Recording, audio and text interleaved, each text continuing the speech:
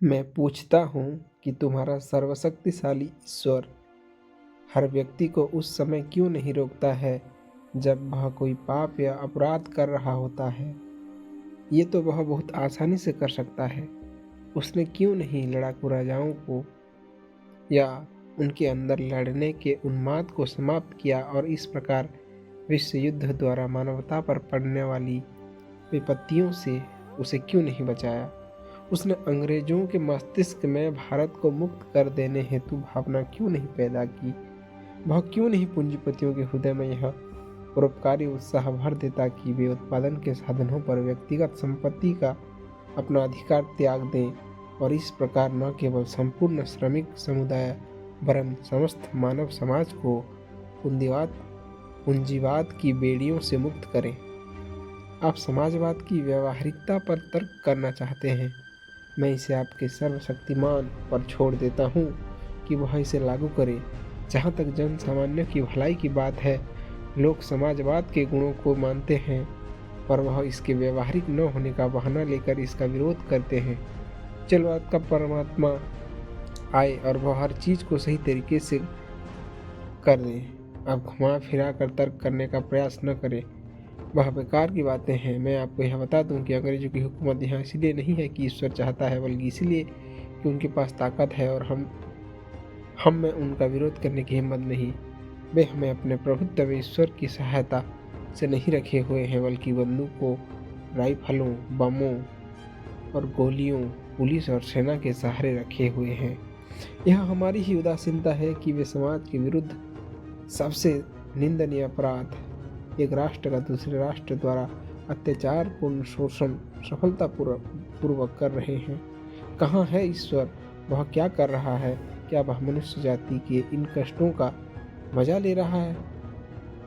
वह नीरो है, चंगेज है तो उसका नाश हो। क्या तुम मुझसे पूछते हो कि मैं इस विश्व की उत्पत्ति और मानव की उत्पत्ति की व्याख्या कैसे करता हूँ? ठीक है, मैं तुम्हें बतलाता हूँ। चार्ल्स डार्विन ने इस विषय पर कुछ प्रकाश डालने की कोशिश की है, उसको पढ़ो। सोहन स्वामी की सहज ज्ञान पढ़ो, तुम्हें इस सवाल का कुछ सीमा तक उत्तर मिल जाएगा। वह विश्व सृष्टि एक प्राकृतिक घटना है, विभिन्न पदार्थों के निहारिका के आकार में आकस्मिक मिश्रण से पृथ्वी बनी। कब? इतिहास देखो। इसी प्रकार की घटना से जंतु पैदा हुए और एक लंबे दौर के बाद मानव डार्विन की जीव की उत्पत्ति पढ़ो और तदुपरांत सारा विकास मनुष्य द्वारा प्रकृति से लगातार संघर्ष उस पर विजय पाने की चेष्टा से हुआ। यह इस घटना की संभवतः सबसे संक्षिप्त व्याख्या है।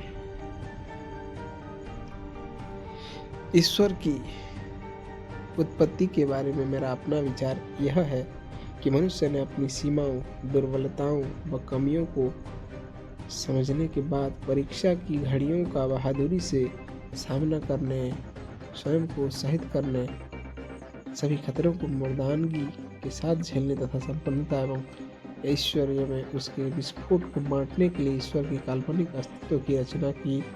अपने व्यक्तिगत नियमों और अभिभावकीय उदारता से पूर्ण ईश्वर की बढ़ा चढ़ाकर कल्पना एवं चित्रण किया। जब उसकी उग्रता तथा व्यक्तिगत नियमों की चर्चा होती है तो उसका उपयोग एक डराने वाले के रूप में किया जाता है ताकि मनुष्य समाज के लिए एक खतरा न बन जाए। जब उसके अभिभावकीय गुणों की व्याख्या करती है तो उसका उपयोग एक पिता, माता, भाई, बहन, दोस्त तथा सहायक की तरह किया जाता है। इस प्रकार जब मनुष्य अपने सभी दोस्तों के विश्वासघात और उनके द्वारा त्याग देने से अत्यंत दुखी हो तो उसे इस विचार से सांत्वना मिल सकती है कि एक सच्चा दोस्त उसकी सहायता करने को है, उसे सहारा देगा जो कि सर्वशक्तिमान है और कुछ भी कर सकता है। वास्तव में आदिम